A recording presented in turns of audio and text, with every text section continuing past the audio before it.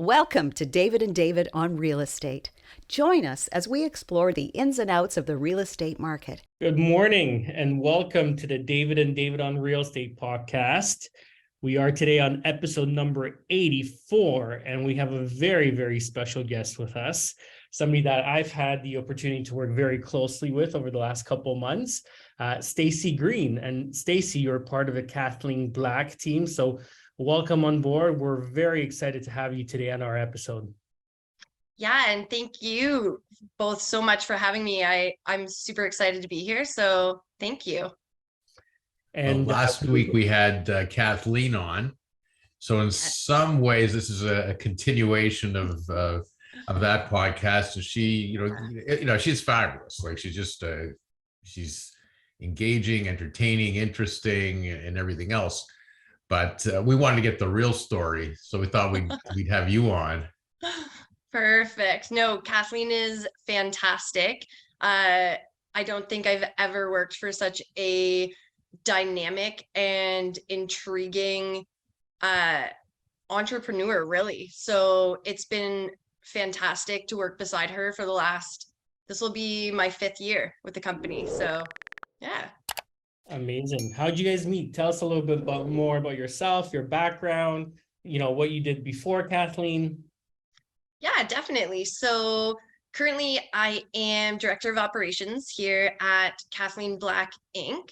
We just went through a massive rebrand, so it's been fantastic.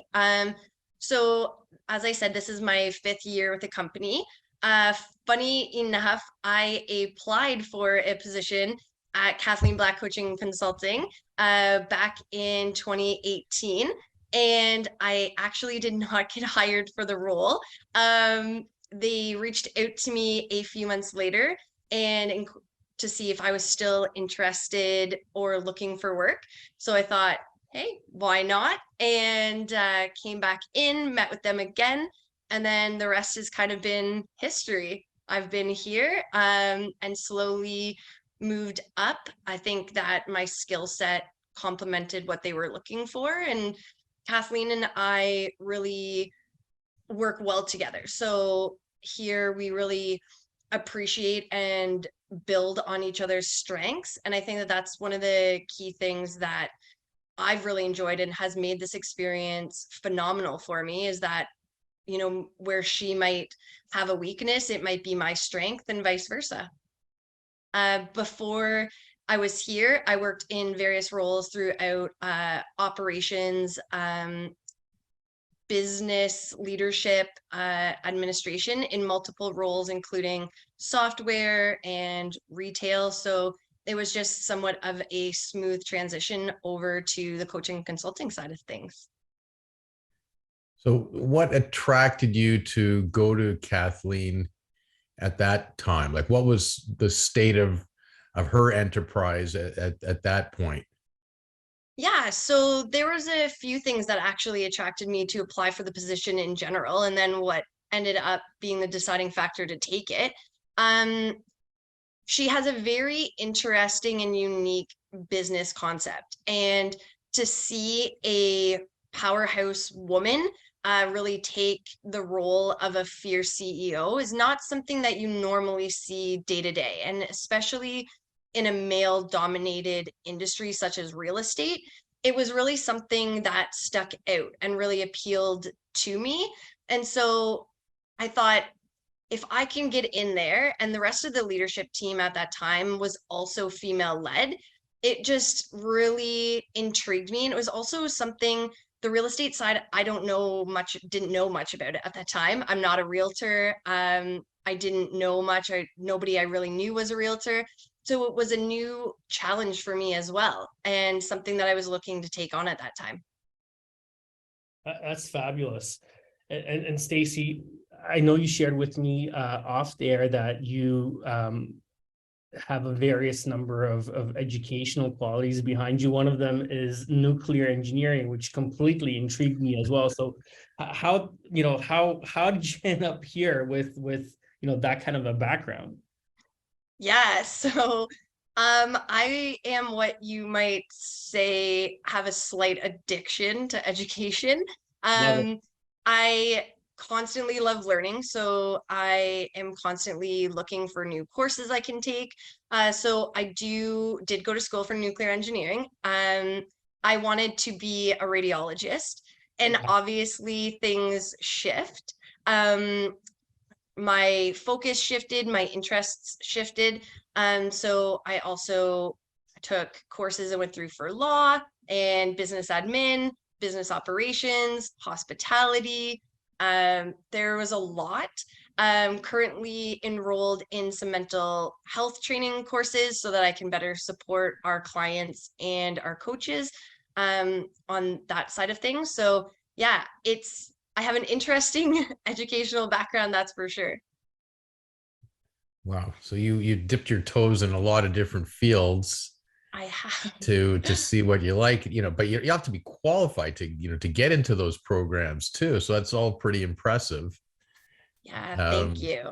And, if we take one path, you could have been a nuclear scientist, and you take another path, and you're with Kathleen doing leadership and coaching and everything. It's really fascinating. I think you made a good choice, though. I think I did too, to be honest. And honestly, a lot of the skills and the knowledge that I picked up in those various courses, I can apply in my role here today. So it's been massively beneficial. Maybe not the nuclear engineering pieces, but everything else definitely. So maybe just describe a little bit of what your role is at the company now. Yeah, definitely. How that's grown during the 5 years that you've been there. Yeah, for sure. So when I first started, I came on just as a administrative assistant. So just doing the basic organizing of files and paperwork, responding to emails, answering phones, that sort of thing. In my role, it's continued to escalate as I was able and was proven to take on more responsibilities. So now my days are very varied. I spend my days talking to clients, to coaches. I'm on the phone with affiliates. Kathleen has her new keynote that's come out that is currently touring across North America. So it's really an experience. So I've been talking to brands and brokerages and multiple different platforms that she'll be speaking on to really bring that. I speak with coaches, I update content, I'm creating new programs, workshops, you name it. I kind of have my hand in everything. I do sales calls. Doing a podcast is brand new on the list, so I can add that to it. So event planning, there's nothing that is really off limits in my role. I'm getting just overwhelmed just by hearing the list, let alone imagining what your day-to-day looks like every day. It sounds overwhelming, but Stacey, how do you keep on track, and how do you keep yourself organized, and how do you stay on top of all these responsibilities that you have? Yeah, so it can definitely get overwhelming very quickly. And I think my go-to has really been my calendar. I live by my calendar, and I am very good with time blocking, and I have become extremely efficient. So I make sure that everything that I need to do, whether it be a small task such as make a phone call or send an email, everything goes in my calendar so that I know. I also set pre-scheduled emails. I send, like I said, calendar activities or reminders in the CRM or on the top of my Google Calendar. I have them, my calendar syncs with my phone. So no matter where I am, I'm constantly updated. But time blocking has been a huge one because it is very easy to get sucked into working all the time. And I think that a lot of us have felt that, especially when we shifted from, going into the office every day. When COVID restrictions hit, everybody's working from home, and it was very easy to get sucked into, now all of a sudden it's 10 o'clock at night and then I'm sending emails and there was no real off time. I have to admit I was guilty of that. I still am to a certain degree, But I'm also very good with blocking in the times for the important things. Family is huge. I have 2 young kids. So I want to make sure that, if they have a school event, or my oldest plays football, or my youngest is taking swimming lessons, doctor's appointments, whatever it may be, those things are very, very important. And so they're scheduled in the calendar and I plan around it. But I don't think I could do my job if it wasn't for Google Calendar. I was just going to ask you to dive a little bit deeper and ask you what kind of calendar you use, but I think it's really important for everybody listening that they understand that the personal planning has to come first, right? So It does.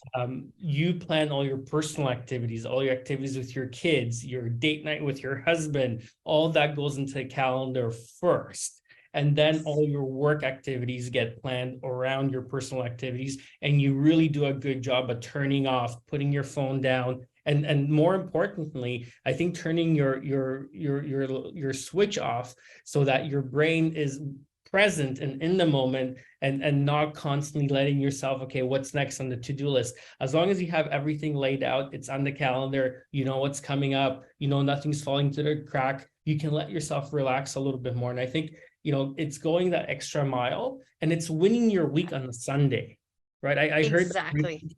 if you win your week on a Sunday and you do all that planning, then you can relax. You don't have to be agitated. You don't have to be on the edge of your seat thinking, did I miss anything? Is anything falling through the cracks? No, everything's on your calendar. Everything's in your task list. Everything is in front of you. You know exactly what's coming up. You know exactly what's due. You know exactly what's a priority. And then you can let yourself have those personal moments. Exactly. And it's huge because if I wasn't able, or if I didn't schedule those personal tasks in my calendar, it's very easy to now all of a sudden it's overlooked, or you're pushing things off, and then you start to feel the burnout, right? And you start to feel the overwhelm, and then it makes it even harder to kind of carve out that personal time. I do a really great job as well. We use Asana as well in house here to make sure that everybody that's involved in a project is added onto that project. So if I can assign it, if I need a graphic, I can assign it to our graphic designer, and then it will go to our marketing team, or if Kathleen needs to look at it, or it's something in sales, I have the dashboard that I can take a quick look and see where are we in the pipeline. And if it's held up somewhere, I know who I need to reach out to and ask, why is it held up? Is it that they're waiting for clarification on something? Have they just forgotten to upload it? So between Google Calendar and Asana, I would say that those are 2 huge applications that I would recommend to anybody, especially in an operations or leadership role. If you don't already have it, I would start implementing something. That's wonderful advice. And Stacey, I feel like realtors are kind of, out there. And it's hard to plan if you're a realtor, because you get one phone call, that property comes out on the market, or, somebody just wakes up and says, hey, I want to see that property tomorrow. It's very easy to throw off your whole day. You can have something time blocked, you can have something planned, but you get that phone call and everything goes out the window, and you're out the door running to show that property, right? So I think as realtors, I think we need to practice this a lot more. And be very conscious of this, right? But we need to be in control, and time blocking is really important. So when you get that phone call, right, I think it all comes from a position of abundance versus scarcity. If you have Exactly. right, if you have leads, if you do all the right things on a regular basis, and your funnel is always full, that phone call is not going to push you into a place of scarcity where you're like, oh my God, I have this 2-hour date night planned with my girlfriend, and now I'm gonna scrap it. You're going on the back burner. I'm going after that $40,000 check. But if you have those opportunities all the time in your funnel, right, then you're not going to be driven by that scarcity mindset where you're like, okay, you know what, I have to scrap my plans. I'm going to lose control. I'm going to let somebody else dictate what happens to my schedule today? And, the other thing is, Kathleen Black is really big on building teams, right? Yes. As an entrepreneur, that's the only way we're going to scale and really get full in control of our own time. Because, there might be a circumstance where that client that calls you has to go see that property at a time. And then you have the team and the support system in place to fill in and make that happen without giving up your date night. Right. So Exactly. I love that. I love the fact that, Kathleen Black is really big on team building. I do think that that's, the future of scaling your real estate business, of having a sustainable business, of, living that 1% lifestyle, of getting your life back. I mean, I think that's the best way of doing it. Do we have realtors that run amazing solopreneur teams? Absolutely, we do. Yes. But, I think it's really hard to be really in control of your time if you're a one-person show. So I agree at times. It's also making sure you can run a fantastic business being a solopreneur if you have the right systems in place and the right processes and everything is very well oiled. We see it all the time. We have multiple clients that are extremely successful within top 1%, that are individual agents, and that's how they do it. And they have their systems and process and they follow their flow and they are time blocking. And something that has really stuck out to me that has come up, and I believe it was Kathleen that said it, is at the end of the day, you're a professional, right? You're real estate, you are a professional. You can't call up your doctor and say, hey, I really need to come in and see you right now. Your doctor's not going to take you in. They're going to say, I apologize, we're fully booked right now, but here's what I can offer you. It's our soonest available. So I think it's also getting realtors in the mindset of it's okay if you can't. People are going to understand, because at the same time, if you give people an inch, they're going to take a mile, right? And if you teach them that it's okay and you will 100% drop everything that you have on the go, when they reach out because they need something, they're always going to do it. So you need to have boundaries in place. So it's very easy to say, yes, I'll be right there and cancel everything, but you don't want to live your life like that. And eventually you're going to get tired of it if you're not tired of it already. And I'm sure most realtors at that time are driving in the car thinking in their head, I can't believe I'm doing this. I don't want to be doing this, right? But at the end of the day, they're also looking at it like, I also want to find them a home, or I really need this in my pipeline, or whatever it may be. But boundaries are massive, and it's something that we really focus on in the business here, both with our internal team, our coaches, but also what we try to get across to our clients too. You need to implement boundaries. Yeah, those are excellent points. And in my side of the business too, it's, scheduling is important. Blocking time is really important. And there's so many things that, you block off.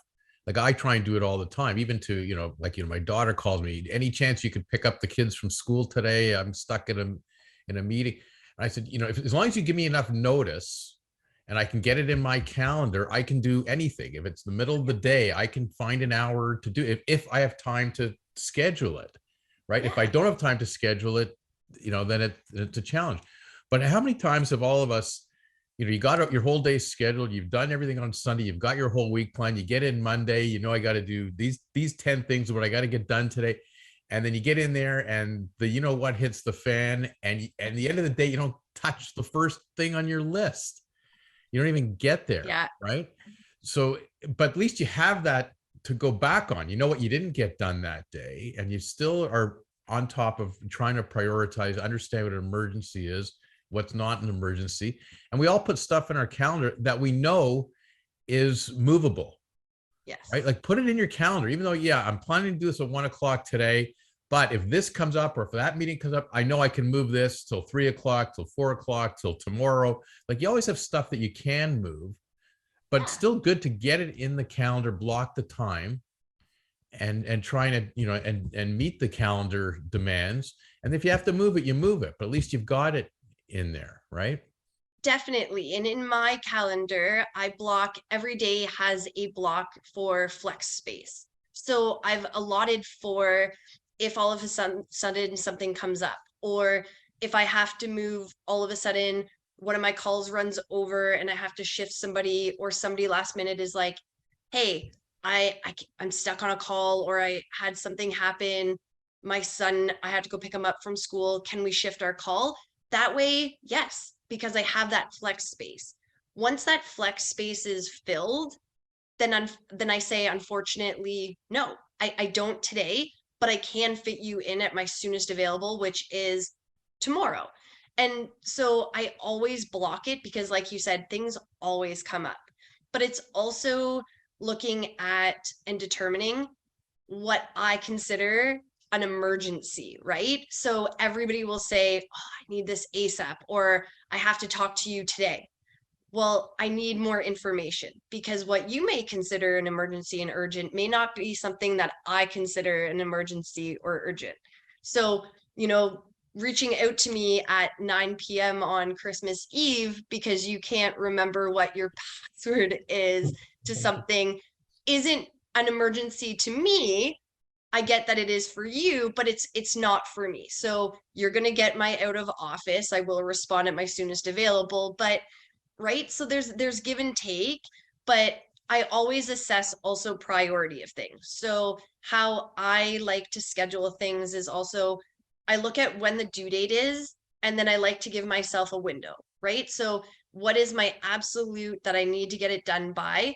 And then I schedule that for finalization 2 days before that, because I know that if all of a sudden my son gets sick or something happens, now we have to replan.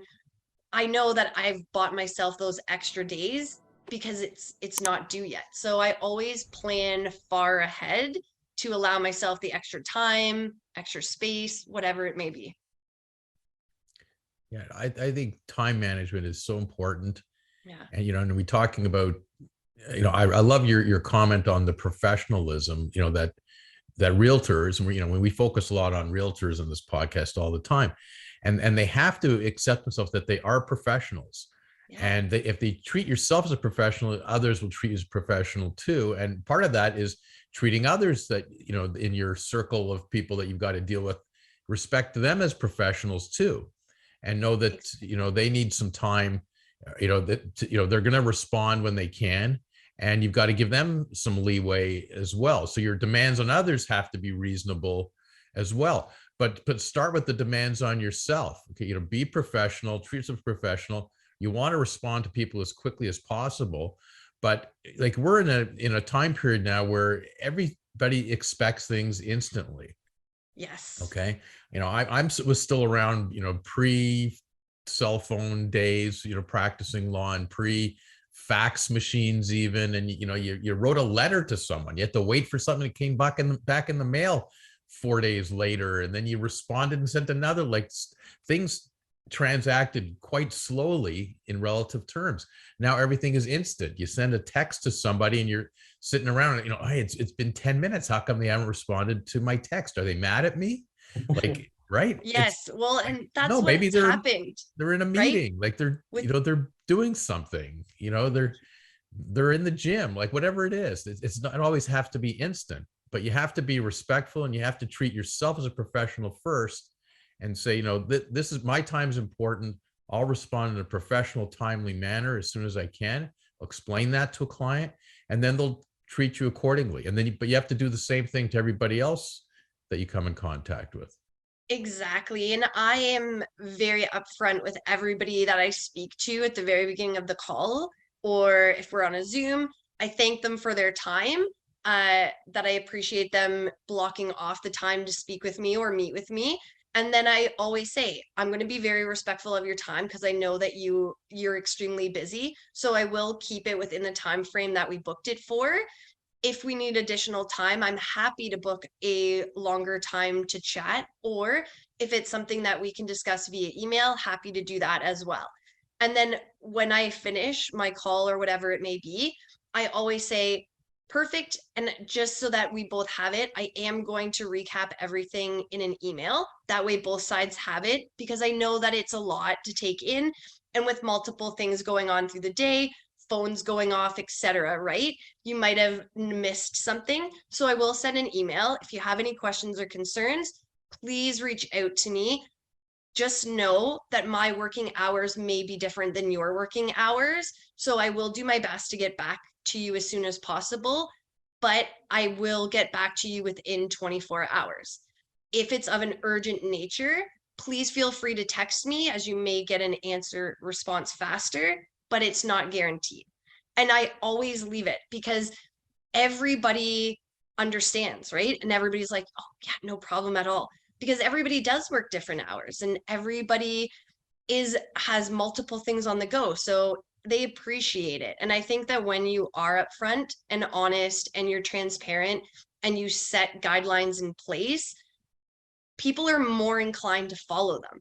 And I've never really run into an issue or someone saying, okay, listen, I really, really need this. Like you have to answer me.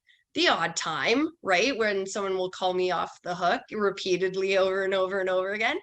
But most times they're very respectful of it. And it's because I've kind of set out how this relationship is going to work.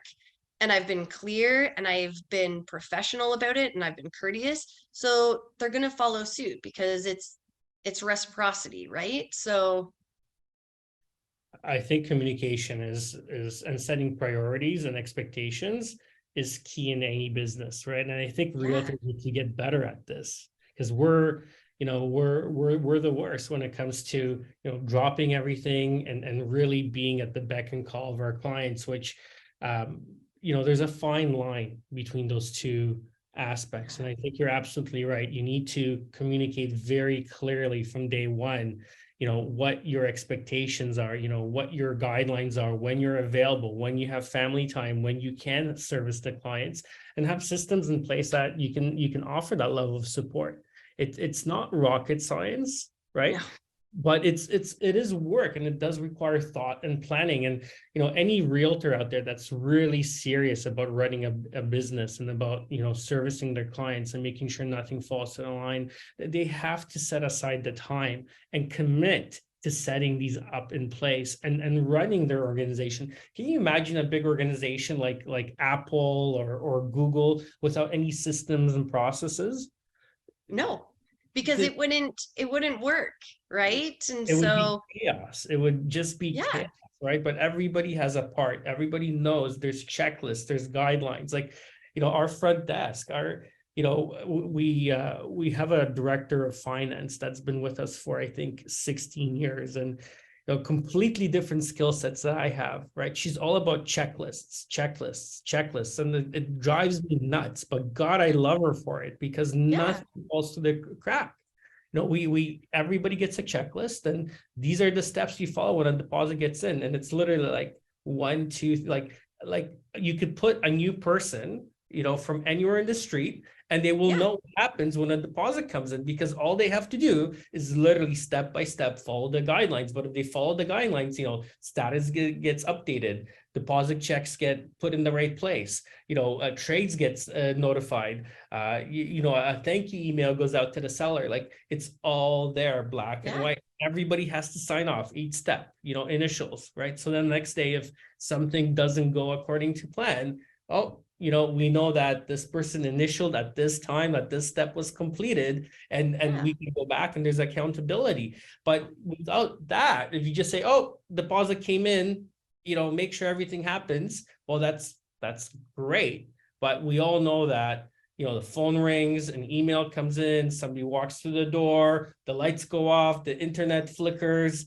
life happens, and things, get off rail. So you have to stay organized, and this is the basics. This is like the foundation of a business. When you're building a house, you lay the first block, you make sure that it's level, you put a really solid foundation. Otherwise, you can't lay the second layer of blocks on top.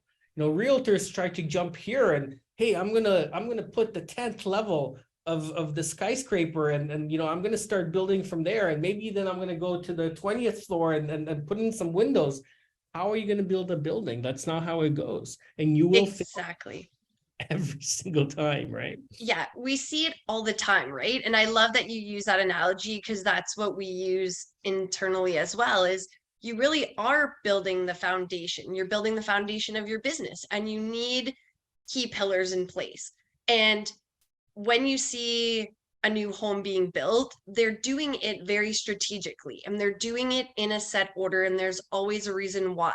You don't see them trying to pour concrete, but also put up the walls at the same time. And you don't see them bringing in a roof when the walls aren't all secure. So yes, it does require some work. And I'm not going to lie, it is tedious and it is not for everybody.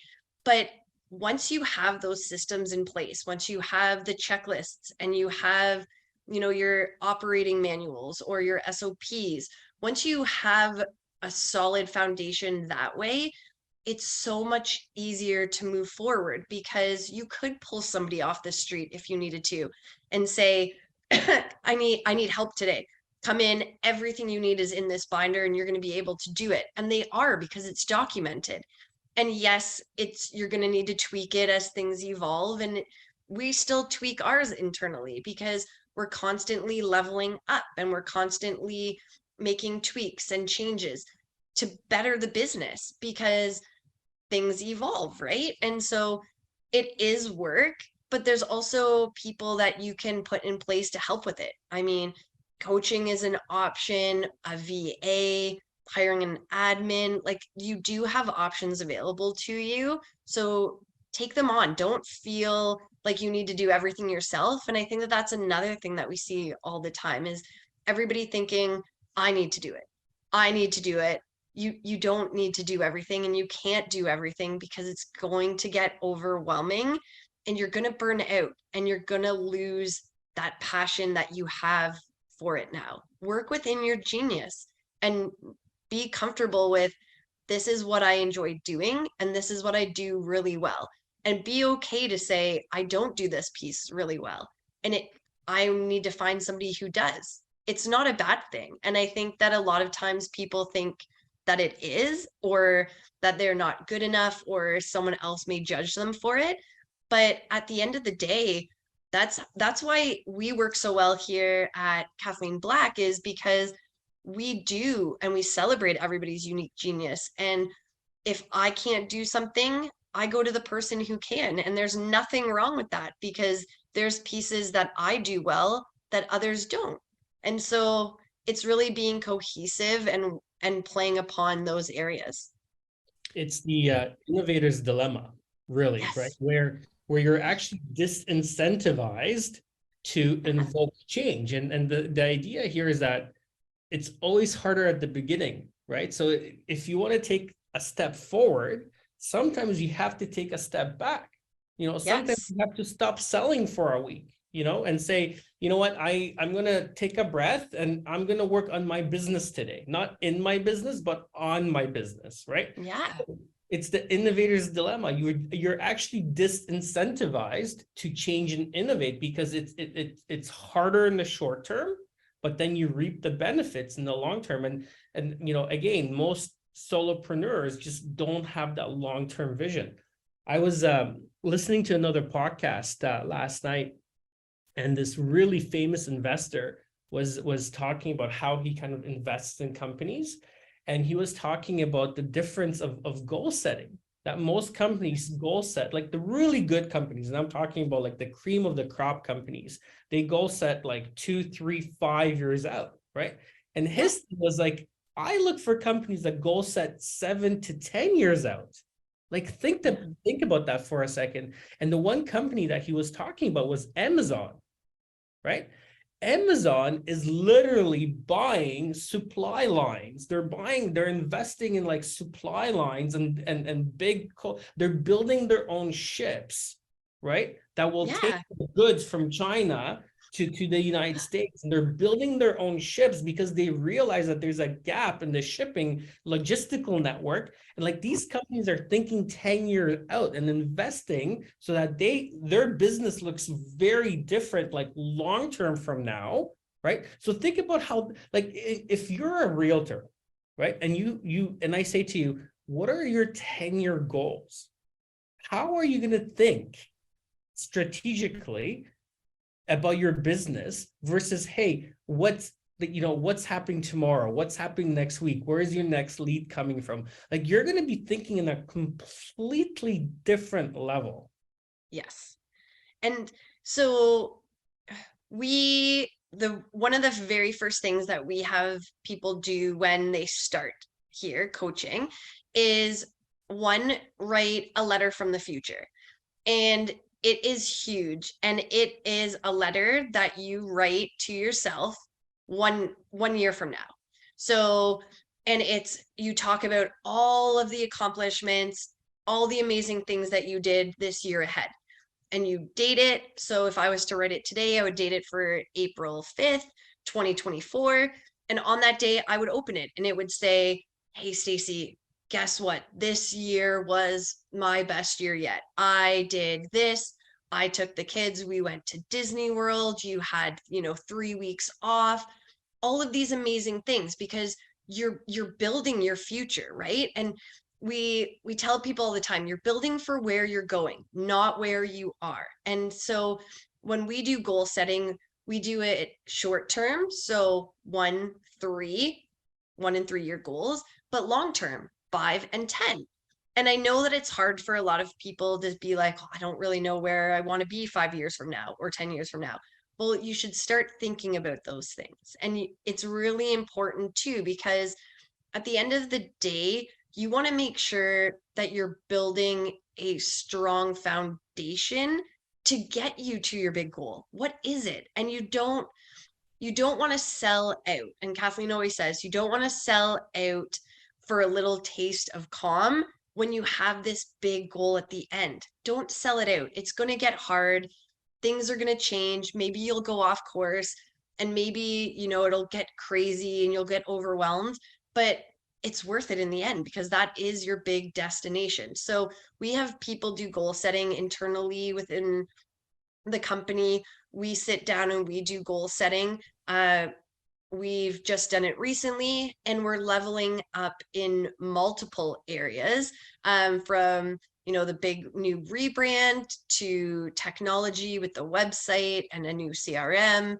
And we're really investing in expansion, but it's because we got very clear on where we wanted to go and what our goals looked like in the future. So it's something that I would say, make sure you're having everybody do. And also, if you're a team, it's important to know not only what your goal is as a team leader, but what are all of your agents' goals, right? Are they on the same page? Do they want bigger things? Do they want new challenges? Is there an area that maybe they're interested in exploring and you can make a transition, right? So there's a lot of things that make sure you're really paying attention to what their vision is, what are their values, and what are their goals. Yeah, I got a question for you, and then a comment. Like when you open your letter from last year, okay, that you wrote 2022, be honest, was one of the goals like to be on the podcast with David and I? Did that make it on the list? It didn't, but in this year's letter, I'll have put that I hope to be on it twice, and then we'll see if that comes true. All but right. yeah, no, it's fair enough. Fair enough. But I like your comment, and I listen to this. That's why I love this podcast, because I learn stuff all the time. And as you're talking, I'm trying to think, are we doing that? Am I doing that? Or what should we, like that's constantly with my head. And one thing we do with our staff is we have an annual review, usually, early December. And part of it is, what happened this past year. And we're talking, raises and bonuses, as part of the process. But we have them fill out a questionnaire. But part of it is, what do you want for next year? What are your goals for next year? What areas do you want to get into? Are you happy with what you're doing? Are there new things you want to do? Like, we want to hear that because we want to goal plan for the firm as a whole, but we're also trying to help each individual advance their own careers, what's important to them. And some of them just say, no, I'm, more of the same, nothing new. I'm happy doing what I'm doing. I don't really want to do anything different. And then there's others that say, no, I did this, I did that. I would love to see a little bit of this. So, Exactly. and we try and do it. And we don't always do it, but at least the effort's there.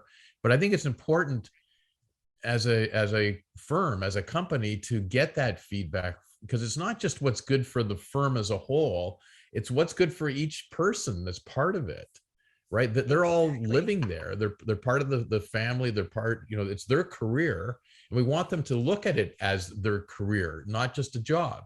We try to hire, you want a job? There's a lot of people get a job. We don't want to hire people that just want a job. We want people that want a career, that want to be part of this. It doesn't always work, but that's what we're trying to do. And I think that's what you're looking at as well, Stacey. Yeah, and we are. And even internally, between Kathleen and I and our coaches, we meet with them regularly. How are things going? What have you enjoyed? What do you not enjoy? What would you love to do more if given the opportunity? Do you have any comments, recommendations, new ideas to bring to the table, right? Because you're only as good as the people that you have beside you, right? And so we surround ourselves with the most amazing people. Like I can't speak like highly enough about the people that I work with every day, starting from Kathleen down to our fantastic coaches. Like they make me like so happy. Like I honestly would do anything for everybody here. So, but it's important to me to know what do you enjoy? What are your passions? Is there something that we could implement that can, help you shine? Is there something that we can, showcase your gifts and your talents? Is there a way that we can better our brand, our business by implementing some of your ideas? Because it's not just a team leader show or a business owner show, right? It's important that everybody feels comfortable with the vision, and that helps with culture. And culture is huge, especially in real estate. You'll notice a lot of times teams will say, you know what, they were great, but it didn't fit with our culture. You want that happy, productive, efficient, profitable culture, but you also want it like everybody here feels like a family. We act as a family. We're very invested. We celebrate everybody's wins, and we're there if somebody falls down. Like we're very supportive. But if somebody comes in and it doesn't fit the dynamic, we need to look at, is it the right choice? What I find interesting, like my background, I've had a lot of leadership training through the years. Yeah. I have been coached by some excellent coaches. I've been a coach for others. And I always focused, and David and I've talked with another pod, we focus on leadership because we're running businesses. Yeah. And we use the principles of sports leadership that we grew up with that apply to our businesses and how to be a leader. But you're in a company of almost everybody is a coach and a leader. They've all had that kind of training. Yeah. They've all had that type of background, and they've got to fit in line within a hierarchy there, and you want input from them. And I'm wondering, you talk about getting the right people. I'm assuming that most of them accept their position because they understand that of what it is to be part of a team and how everybody you contribute, but not everybody can be the top goal scorer, and not everybody can be the shutdown defenseman on the team, but everybody can have a role. And I think people that are trained in leadership and coaching understand that and appreciate that more, and they set goals, but they really appreciate what everybody else's strengths and weaknesses are and how they can fit into a team concept. Yeah, definitely. And that's you nailed it right on the head. Like that is our team to a T, really. Everybody understands that they bring something unique to this team, and that we win when we all win together. So while everybody is also of a different personality trait, right? We have high Ds, we have high Is, we have the analytical SCs.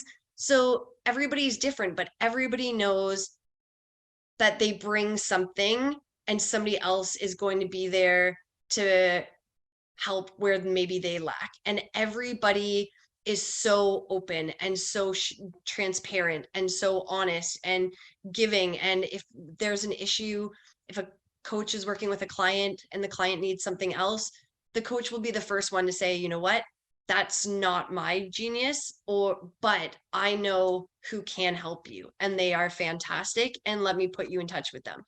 Everybody is just here because they genuinely, at the end of the day, just want to help people. They just want to be there and support and pass some of their knowledge and expertise off to somebody else so that that person can grow and do well. And maybe then that person will step into more of a leadership or coaching role, and the cycle will continue. Yeah, I mean, I think as leaders, our job is to build other leaders, right? Yeah. But more important than that, I mean, leaders build our future. They really do, right? So it's really important. But listen, let me ask you this question. Yeah. How, as a team, how do you guys prioritize your goal setting? How do you guys set goals as a team? How do you prioritize them, and how do you kind of get into what you guys are going to sort of focus on long term versus the short term? Yeah, so it's kind of a two-tiered system, really, because obviously we have big goals and dreams for the company itself, and then we have all of the coaches' hopes and dreams specifically, right? So I would say at least twice a year we meet with the coaches and really have them map out their goals. What would they like to see? And we look at all of those things. Like I said, what do you enjoy? What don't you enjoy? What would you like to see? Where are you hoping to go? And then we compile all of that info when Kathleen and I are looking at what are the company's goals. Can we start to loop or mesh some of these things together so that we can start building some of the coaches' dreams or goals into the company? Because it's important for us. They're important to us. So I think we look at it a few different ways. This year specifically, the company is leveling up, as I said, tenfold, right? And so is it something, it was a dream of ours, it was one of the big goals, and everything is kind of happening very quickly, which is a great thing. The business is taking off, and we saw areas of, hey, this wasn't a goal of ours for maybe another year or two, but we're here and we're gonna make it work. So obviously things change, but we look at it is also sitting down and having those tough conversations as to what do you want to see and how can we make it work, and have you thought of a way that we could turn that into reality, right? Or hey, if the opportunity presented itself for a larger role, have you thought about that? Or what would you think about that? Would that be of interest? So that we can also take that into consideration, because we never want to put anybody on a spot or build for something that's not congruent. So are you doing this in open meetings that everybody's at, in one dialogue with a big discussion, or is this more small meeting, like one-on-one meetings, as opposed to getting together as a group? Or how do the dynamics work? Yeah, so we meet every week as a group. We meet every Tuesday and we talk about, concerns, anything like that comes up, questions. How's everybody doing? Anybody need anything for their support? And then obviously there's a conversation that will take place around what are everybody's thoughts, or even I'll use this as an example. Yesterday, we had our meeting, and obviously we're approaching summer. I can't believe time is flying, but it is. And it's the conversation around what are everybody's thoughts about the summer months? How does everybody see it going? Does anybody want to take some extra time off if you have vacation? Does anybody have anything that they'd like to propose, a new idea that they want to throw out for something they'd love to see implemented over the summer? Let's start planning that now. Whereas then we also do the one-on-one meetings with the coaches, because some of their goals may be extremely personal, or maybe they're not ready to share it yet, or whatever it may be. So we do those one-on-one as well. And then we talk about it as a group. Some of the decisions are made internally within the leadership team, and then we present it on a group call, such as the rebrand. The coaches knew it was going to happen. But again, at the end of the day, it was also thrown out to them on a coaches meeting that, you know what, I know that we talked about it. It is moving forward. This is how it's going to be. What are everybody's thoughts? Here's kind of what it looks like, and involve them, right? If you involve them, they don't feel like, okay, decisions are just being made without me, and I'm just going to have to make it work, even if I don't agree or align, right? So it's done in a variety of ways. We also have them write it down. We have them do their letter from the future. We have them do their values and their vision and their goal setting and submit it on a yearly basis. So we were really trying to stay in tune. I also chat with the coaches on a personal level, if not on a weekly, some of the coaches on a daily basis, to see how are things going. Is there anything I can support with? How are they feeling overall? Just so that we're in tune, right? Because it's important to be in tune with what's happening in your company. And I think that's just one good example, probably where delegation is so important. I'm sure and on one level, Kathleen would love to. I'd like to be the one talking to all the coaches and having all these conversations and staying on top of. But realistically, it's impossible, right? So Yeah. she has to have full confidence in you to take on that role, and that you're going to be having the right conversation with them and giving the right feedback. And if there's something really important, you bring it back to her. If not, you can deal with it. And that's an important skill to learn. It's a hard skill. As much as leadership training you do and coaching and everything, that's a hard. Delegation is a hard skill, because you have to have confidence in somebody else to do the job. So obviously Kathleen's got great confidence in you to give you that role and all the other roles that you have, and that your role keeps expanding. So that's a real feather in your cap for sure, Stacey. Yeah, no, and I am extremely grateful that she does have, the trust and confidence in me. And that's, I think, I have felt it. And I think that since starting here, even on a personal level, I have felt my confidence boost. I feel more confident. I feel more self-motivated. I feel it's really allowed me to grow as a person tenfold, right? And I can see the changes in the day-to-day. I can see how I interact with people, my communication skills, my leadership ability, my empathy, sympathy. Like, I have really grown overall, and I'm grateful for Kathleen for the trust that she has in me. But she also has her strengths, and she's also busy, right? She's traveling, she's speaking on national stages, she is delivering the keynote experience, we're aligning with national affiliates. And like, there's a lot going on there, so it is hard to stay in touch with the day-to-day. So having the right person and the trust in them, that, hey, I know that it's covered, and if there is something, she knows I'll go back to her. Sometimes I'll just make a decision, but it's also that trust and the confidence of, I know that you'll make the right decision. And then it's taken us a little bit of time to get there, as it should, right? It's a massive, especially when you're used to doing something your way and you're the one responsible for doing it, to kind of let go of the reins is a lot for anybody.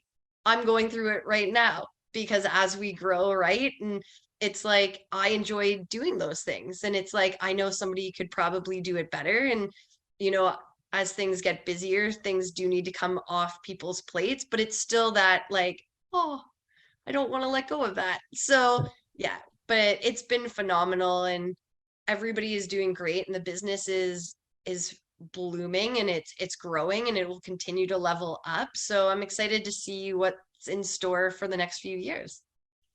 Well, it's great that you can empower somebody to make decisions and delegate that way, but you also you're making those decisions within a stated goal.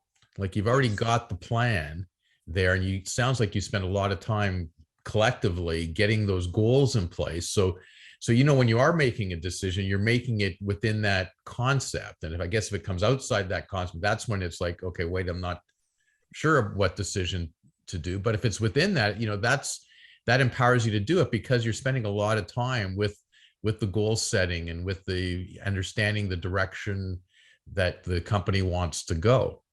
So I think it's a great business lesson for anybody. And it's your business, it's David's business, it's my business, it's anybody's business. Like Yeah. you know, And I think it's easier to, because we're all very entrepreneurial here, right? And so we've kind of structured it with, as long as everybody understands what the vision and the values and the goals are of the company, I have ownership of my own sort of department, right? I run that department and Kathleen trusts me to run that department, and we'll celebrate the wins together, and we'll celebrate, some of the downfalls or losses together. But at the end of the day, I'm also the one that's going to take ownership for it. So if I make a bad decision, I can own it, and I will say to her, you know what?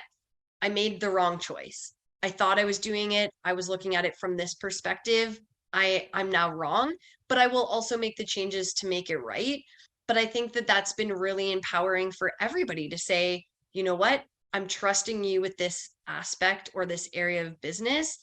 It's yours. Kind of run it, own it. And it's helped me grow as a person. Like I feel more confident in my decision making. It's yeah, I don't even know what to say about it, but it's fantastic. it's good. And the reality is Kathleen can't do what you do and shouldn't be doing what you do. Just No. like David can't be doing his front office stuff. And I can't run my accounting department. Like I'm the last guy that should be doing it. Right. So we all have to understand what we can do and what we can't do, and get the right people in place to do it. And I think your growth there is fabulous, and I'm sure it's appreciated there. If not, we'll talk to Kathleen about it again. Yes, thank you. No, it definitely is appreciated, and I feel it every day. But yeah, it's really, at the end of the day, just knowing and celebrating your strengths and being confident in your weaknesses, right? And when you align with the right people and you're confident and you're out of your ego to say, you know what, I know I can't do this well. Let's get somebody in here. You'll see how much easier everything is, really. Stacey, give us an idea. What are the next couple of big things happening in your world and in Kathleen's world? What are some things we can look forward to? Yeah, so a lot of big things are in the pipeline. Obviously, we are leveling up tenfold with the launch of the new brand and the new websites coming.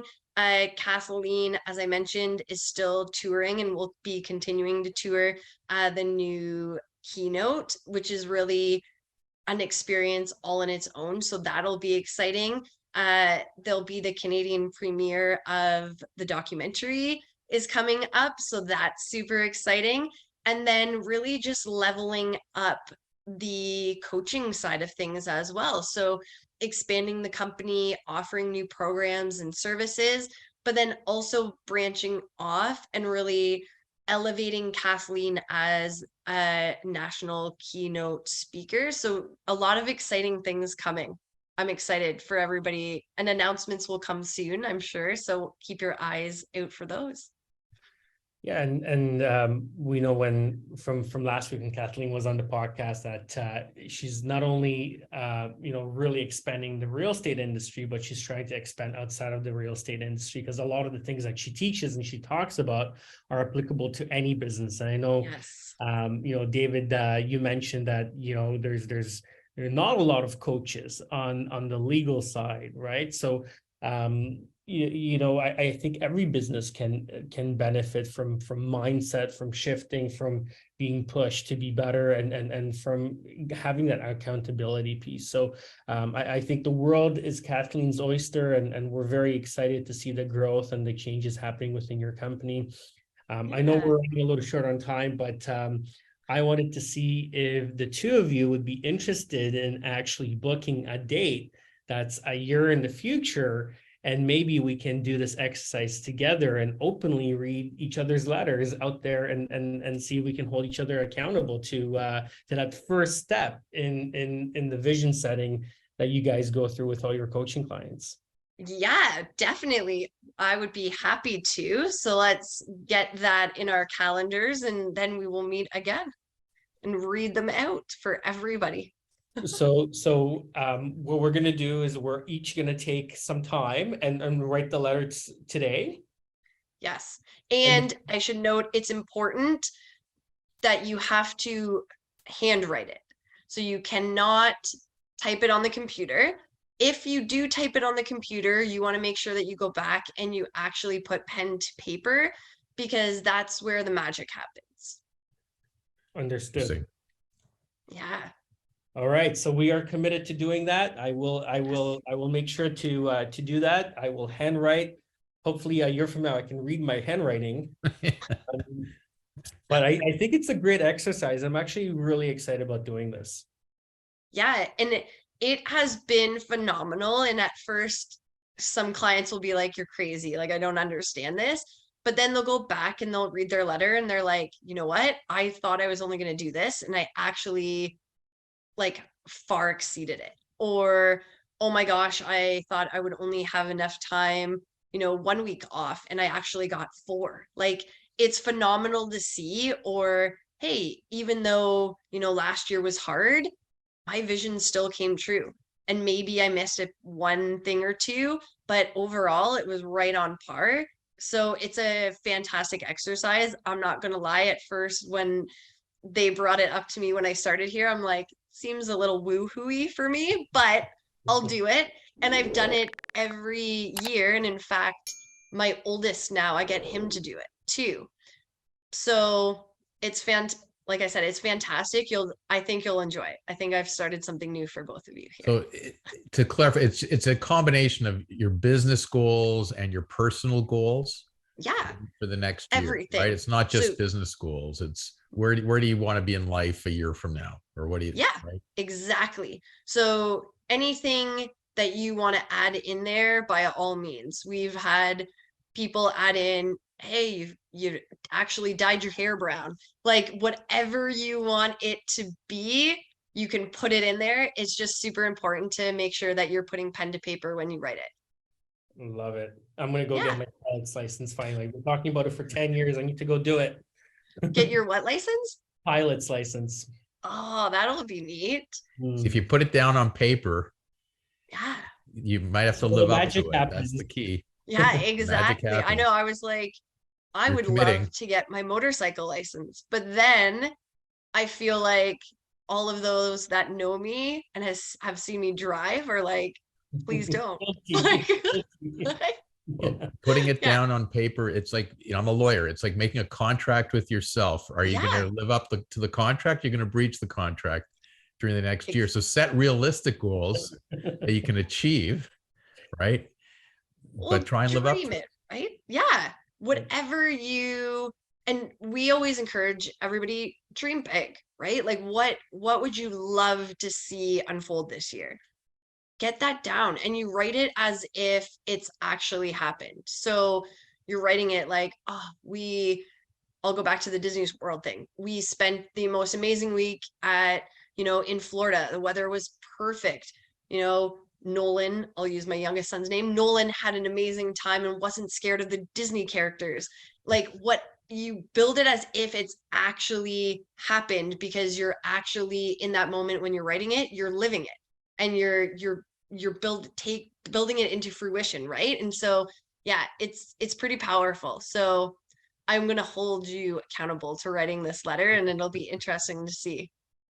I feel like we've gone a full three circle because we started talking about calendar and time blocking and goal setting, and now we're doing it because this is an exercise where forces you to think, hey, where am I going to be a year from now? Let me envision the perfect scenario. And now we're going to go through an exercise where, as a group, we're actually going to think about it. We're going to manifest it. And not only that, but we're going to be forced to engage in this exercise where we're going to have to think about, okay, if I want to get there, what steps do I need to take today to get me there a year from now? So this is great. I think this is the perfect way to end this podcast.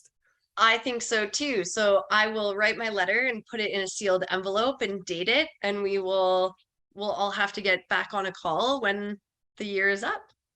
Love it. Fabulous. Awesome. Perfect. Well, Well, thank listen, you both so much. Yeah, we had a blast today. This has been amazing. And, it's not every day that we really dive deep into some of these processes, but I think they're so important. They're so fundamental. So thank you for your time today. You did amazing for your first podcast. I mean, you did much better than David and David than we both did our first time around. It was a lot of fun. Yeah, thank you Stacey. both so much. And I'm glad that I got to share my first podcast experience with both of you. So thank you so much for having me on, and hopefully I can join you guys again sometime soon. That'd be great. Thank you, Stacey. Thank you. You're welcome. Bye.